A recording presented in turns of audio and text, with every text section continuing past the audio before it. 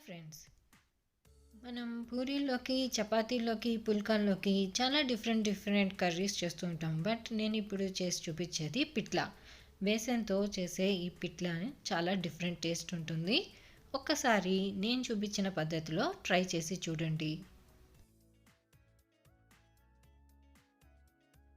First ఒక గిన్నెలో 2 గరిటెలు పెరుగు వేసి బాగా బీట్ చేస్తాను.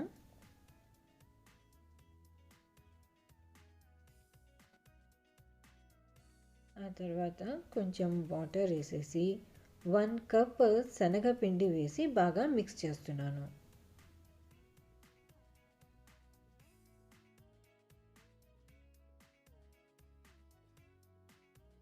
బాగా లిక్విడ్ లాగా రావాలి చూడండి. ఆ తర్వాత ఉప్పు, పసుపు కూడా వేసేసి మిక్స్ చేస్తున్నాను.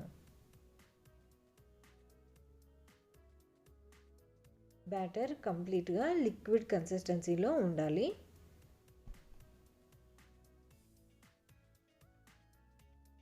నెక్స్ట్ కడాయి పెట్టేసి 2 టేబుల్ స్పూన్ ఆయిల్ వేస్తున్నాను. పోపులోకి ఆవాలు, జీలకర్ర,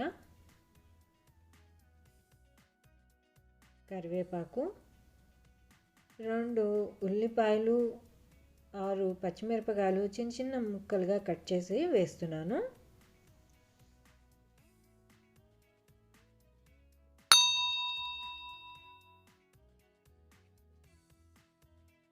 ఆ పైన ఇంగువ. ఉల్లిపాయలు బాగా మగ్గిన తర్వాత మనం ఇందాక శనగపిండి బ్యాటర్ అంతా కూడా రెడీ చేసాం కదా, అది వేసి బాగా మిక్స్ చేస్తున్నాను.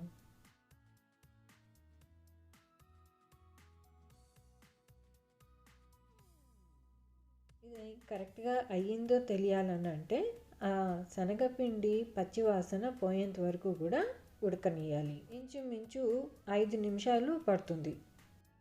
దీంతో పిట్లా రెడీ అయిపోతుంది. ఆ పైన కరివేపాకు, కొత్తిమీర కూడా వేసేసి మిక్స్ చేస్తే సరిపోతుంది. సో ఈ కొత్త రెసిపీ మీరు కూడా ట్రై చేసి చూడండి.